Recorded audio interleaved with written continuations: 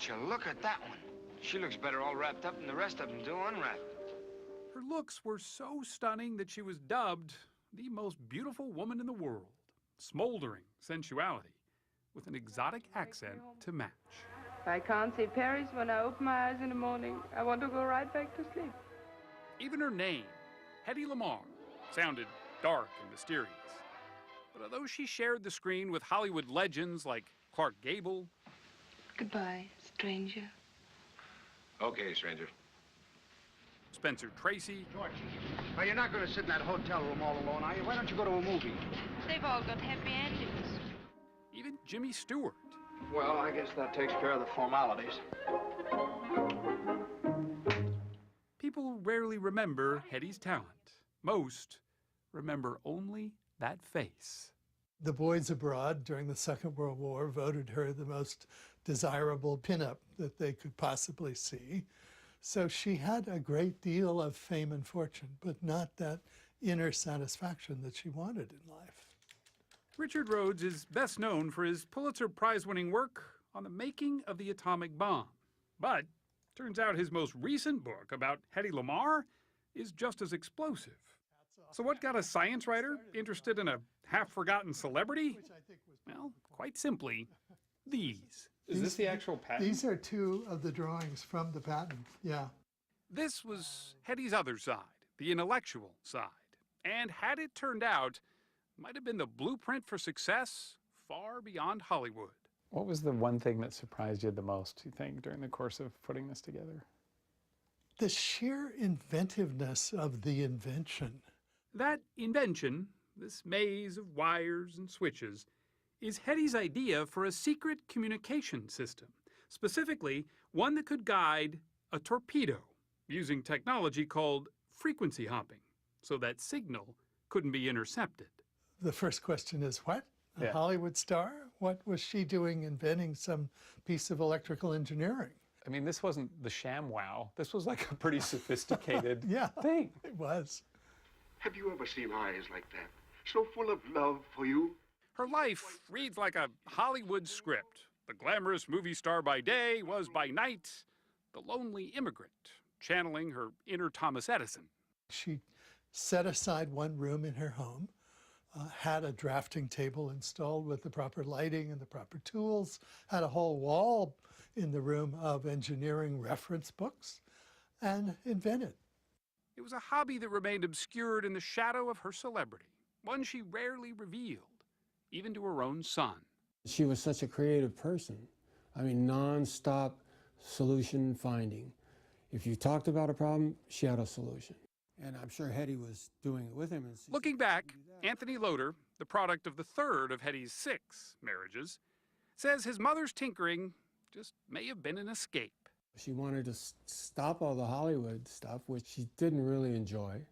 Most of Hedy's inventions, including a better Kleenex box and a different kind of traffic signal, never really went anywhere. But her idea for that radio-controlled torpedo got a patent. It was 1940, and German U-boats were wreaking havoc in the Atlantic, torpedoing ships, very often with women and children aboard, trying to flee the Nazis, something Hedy knew a little about. Born Hedwig Kiesler to Jewish parents in Austria, Hedy had married a wealthy arms manufacturer named Fritz Mandel. She spent many an evening absorbing his musings of top-secret weapon systems. But with both the war and the Nazis approaching, Hedy decided to flee her homeland and her marriage, and booked passage to Hollywood aboard the Normandy, a ship she knew was carrying a very famous passenger, movie mogul Louis B. Mayer. She was already a name in the industry. Hedy had become infamous for her racy performance in the foreign film Ecstasy. Not only was she nude, but this close-up of Hedy's face in the precise moment of rapture, as one critic tastefully put it, was considered nothing short of pornography. But Louis B. Mayer liked what he saw. By the end of the voyage, she had arranged with him a contract of $600 a week, which would be $3,000 today, with the proviso that she learn English, which she pretty quickly did. Temper, temper. You don't want to get lines under those beautiful eyes. You fool! Her career took off, but the war in Europe was never far from her mind. And a chance dinner party with a Hollywood composer named George Antheil changed everything. Like her, Antheil tinkered with ideas. He was famous for composing an avant-garde symphony using unconventional instruments, not the least of which were more than a dozen player pianos, all synchronized. And that gave the two of them an idea. If pianos could be synchronized to hop from one note to another, then why couldn't radio frequencies that were steering a torpedo hop as well? Hedy's idea was if you could make both the transmitter and the receiver simultaneously jump from frequency to frequency, then someone trying to jam the signal wouldn't know where it was. This was a viable idea. This would have worked. Indeed, it would have worked. So what happened? When the Navy brass looked at the invention, they said, "What, you want to put a player piano in a torpedo? That won't work." So they weren't impressed at all. So they threw it on the back shelf. The Navy's response really was, you should go raise money for the war. That's what you should be doing instead of this silly inventing. What about it, Hedy? So Hedy did precisely that, using her celebrity to raise millions in war bonds, dismissed again for her brains in favor of her beauty. I think we all know. Girl in the world. Hedy Lamarr. Hedy Lamarr, right? As time went on, she tried television, but it never really fit, and her star slowly faded. But she watched in silence as other frequency-hopping inventors took the technology to heights Hedy never could have imagined. Today, frequency hopping is used with the wireless phones that we have in our homes, GPS, most military communications. It's very widely used. But Hedy had quietly signed her patent over to the Navy and just left it at that. I mean, she gave the technology away.